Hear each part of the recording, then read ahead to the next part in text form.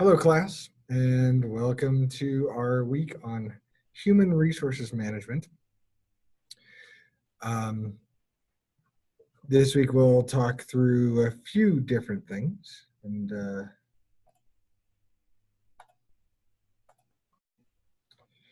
starting with motivation versus satisfaction, which they didn't go over in the book. Public service motivation, how to avoid burnout, especially in a situation with public service motivation. We need to know that, how to avoid burnout. HRM law, human resources management law. I'm not going to go over it very much because I've given you the paper that I wrote on it. So that's, all my thinking on it. And then an outline of our final project and the outline that I expected to turn in this week and the logistics surrounding that.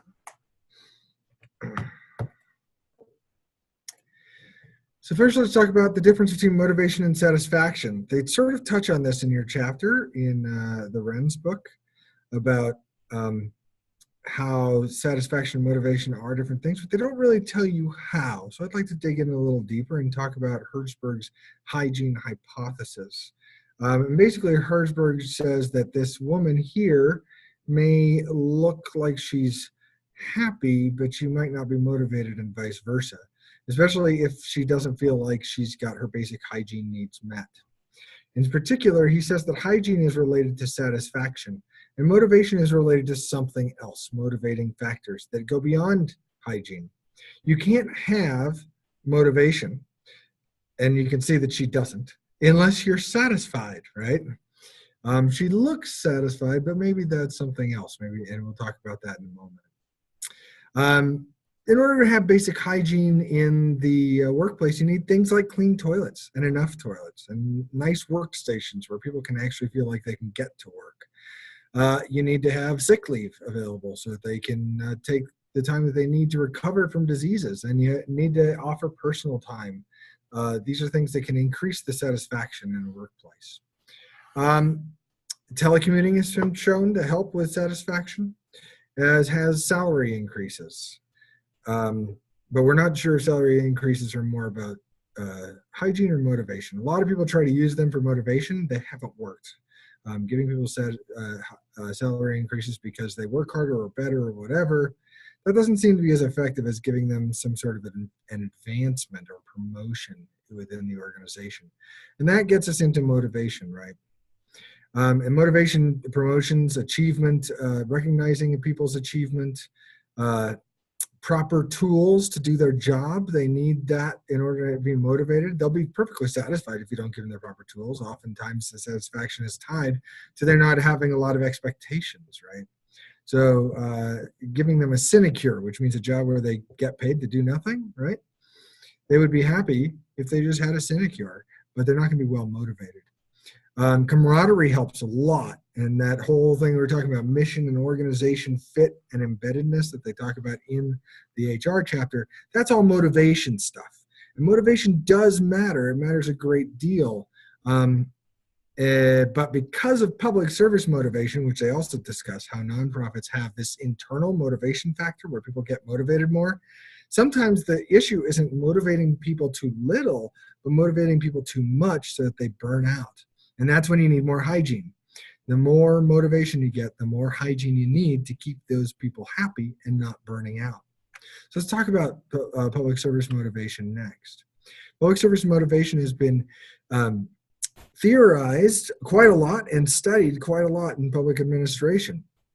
The four major, sometimes five facets, but the four facets that I like to talk about are commitment to public interest, and compassion, attraction to policymaking, and self-sacrifice. Now, let's make sense of that using Leslie Knope from Parks and Rec. Commitment to public interest. I'm going to work until 100 and then cut back to 4 days a week. That is commitment to the public interest. And she doesn't mean that she's going to work like because she's bored, right? She means that she wants to work because the public, she wants to do what's best for the public. She's going to do that forever, until she's 100. Compassion. When I hear what I hear when I'm being yelled at is people caring loudly at me, right? This ability to supersede yourself and your ego and really care about what people want. That's something that Leslie Knope and all great public servants have in spades. Attraction to policymaking. Well, Leslie Knope notably ran for city council and liked her job that she did there and had a lot of fun with it. And so she actually made policy, right? But of course, there's a lot of literature on how even nonprofits, when they do lobbying or even when they don't do lobbying, are involved in the policymaking process by deciding who their clients are and are not going to be, who they're going to turn away and who they're going to accept. Where they're going to position themselves geographically, as well as what sort of people they're going to focus on targeting, right? On trying to get in as their clients. That's all policy making and part of that process. And then self-sacrifice, of course. There's nothing we can't do if we work hard, never sleep, and give up. And I think the rest of the line goes something like, and give up all of our own self-worth. That's Leslie Knope. Self-sacrifice is the fourth facet of PSM. And people have been able to, so when you're talking about hiring and finding who is the right person to hire, and you're looking for someone who's motivated for public service, you want to ask questions that give examples of these particular instances. They mention it briefly in the text, but when you're doing interviews, the research has shown that it's best not to ask generic questions like, are you committed to the public interest? But it's rather good to ask, tell me about a time when you showed a commitment to public interest. Tell me about a time when you showed compassion. Tell me about a time when you showed attraction to policymaking, when you wanted to change a rule that someone had made. And tell me about a time when you showed self-sacrifice.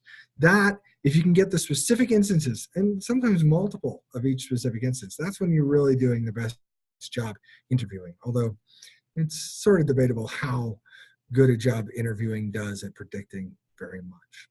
Which leads us to emotional labor, because now that you've hired someone who has a lot of public service motivation, you've set it up so that there's good satisfaction, good hygiene factors, clean toilets, everything else, and then you've given them a lot of motivation because, first of all, they had a lot to begin with, public service motivation, but then you added to it, right? By taking good household practices of internal promotions and all those other things that we talked about. Sometimes people still burn out. The reason might be that they have too much public service motivation. And the emotional labor literature is in public administration was really in some ways spearheaded by a professor in the CU Denver School of Public Affairs named Mary Guy. And she talked about how emotional labor is the work that people do when they show or even feel emotions that they are expected to, even when they don't want to. So when you feel really angry, but you still, as it shows here on the right, you still put a smile on your face, right? And think about the times that people in nonprofits have to do this. When you're frustrated, because you're an addiction counselor and you're frustrated because the person that you've been working with for years has backslid. And you need to show a strong face for them, not your frustration, but compassion, caring, maybe even a laugh or two, right? You need to show something that you're not feeling. And that's emotion work. And your ability to do that is the nonprofit takes advantage of an individual employee's ability to do that. In other words, we buy that emotion work. One of the things that we buy as employers of nonprofit professionals is emotional labor. It's something, a commodity that can be bought and sold. As we see here in the classic movie Office Space, where Jennifer Aniston at the TGI Fridays is not wearing enough flair, right? And she's not smiling enough. Like there's a lot of emotional work that she's just not doing. And the manager of this esteemed restaurant franchise is upset with her that she's not wearing enough flair. You know, she needs to be wearing 37 buttons and she's only wearing 10. And she says something along the lines of, listen, if you wanted me to wear 37 pieces of flair, then you should have said that the minimum number of pieces of flair was 37, right? And that leads, when people are like Jennifer Aniston, are really struggling to express the emotions that their work is telling them to. In other words, when the bridge between what they're feeling as an employer, as an employee of TGI Fridays, and what they are expected to feel. When that bridge, that gap between those two emotions is too big, then they burn out. And of course, Jennifer Aniston here quits in Office Space. And nonprofits have a huge turnover problem and a huge burnout problem. A lot of the problem is burnout. That's why I emphasize self-care, which is the hygiene factor, right? But you also have to understand and deal with the fact that these emotions have to be worked with. And when we're talking about embeddedness and organizational fit, one of the things we're talking about in embeddedness is that everyone starts to feel similarly about the work. So then they're all able to manage their emotions and do this emotion work together. But we do know that emotional labor, that if you don't do that, if you don't get people embedded, and if people have to work really hard to bridge that gap between how they actually feel and how they have to show that they feel, that they leave, that there's a higher turnover rate as a result. So just keep that in mind, that part of this motivation problem here is this burnout. People might be trying too hard to work and do that emotional labor, and that would cause burnout, among other things, of course, that might cause burnout. So I'm just going to briefly say, when it comes to law, there's a lot of text, and they say it in the text, but you need to ask a lawyer. I mean, if things get really complicated, it is like this Trolls impossible puzzle, both extremely irritating and completely impossible, right? The law in this regard is just very complex and takes real experts to get involved with it. I mean, how all this fits with whistleblower laws, which they don't even mention in your text, but there are very strong whistleblower laws in place, and you as the manager cannot impede on your employees' ability to speak out to your board, but also if your board doesn't listen, they have an obligation to speak out to others, to the Secretary of State's office and to newspapers or whoever they think can get it done. And there's whistleblower laws to protect them. So it's very complicated, this law. So find something like the text that I wrote for the Encyclopedia on Public Policy and Public Administration. That's still in press. So don't distribute it yet, but it'll be out soon. But you can certainly, if you find that to be a useful reference, keep that on file, someplace where you can consult it.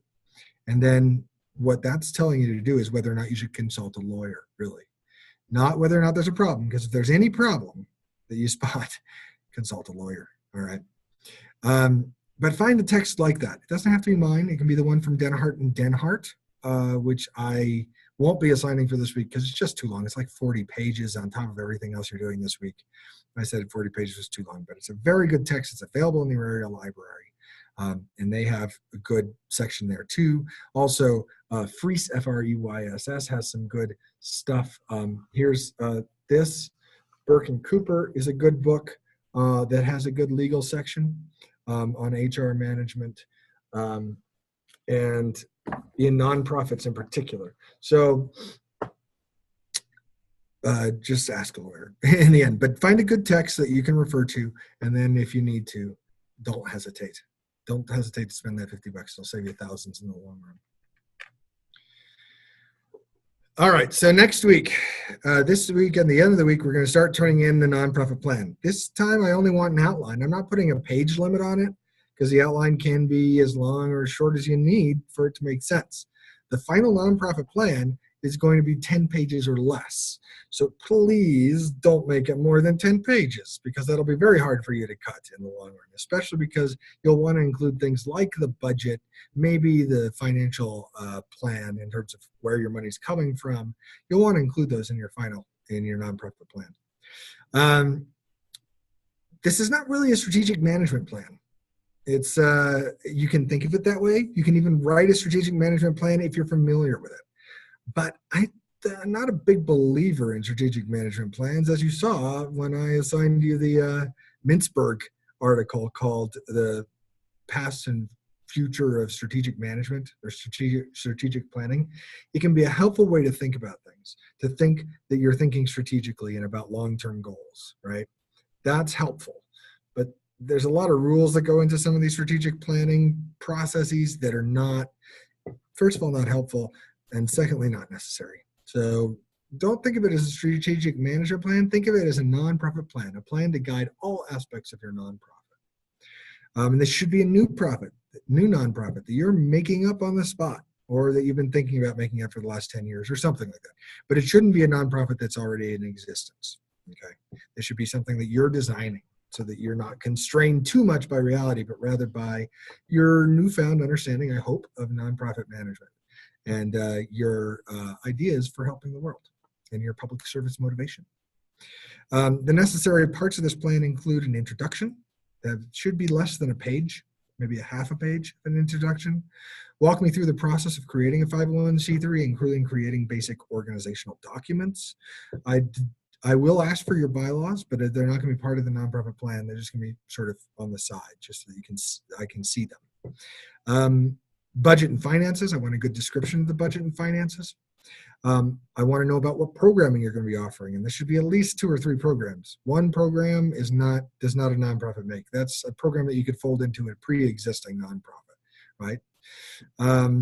And then board and HR recruitment. You've just done your HR recruitment. You remember your board recruitment. I want you to think and talk about how you're going to get the people that will start and inform and create your nonprofit. Now, if this is a nonprofit that should and can be run by only one person, don't worry about the HR recruitment, but do tell me about volunteer recruitment. Do tell me about how you're going to engage with the grassroots community in that neighborhood.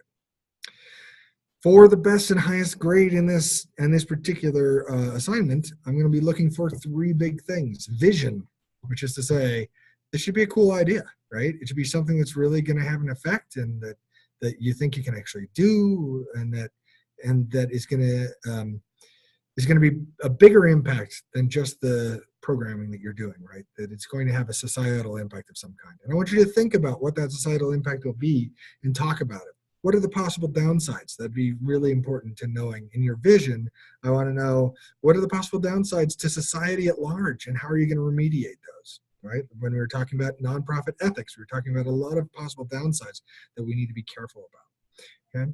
Details.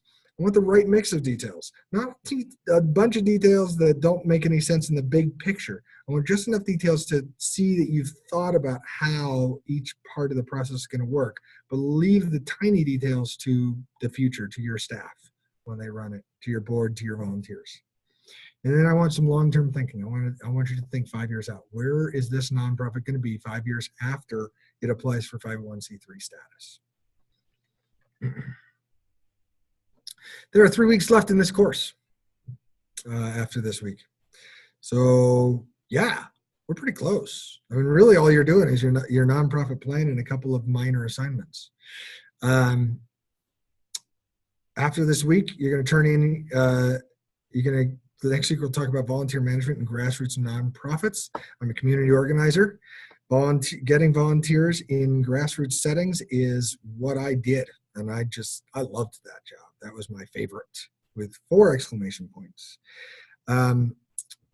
Also, you are going to be expected to do a peer review next week of the outlines that are turned in this week. You'll get 2 assigned to you.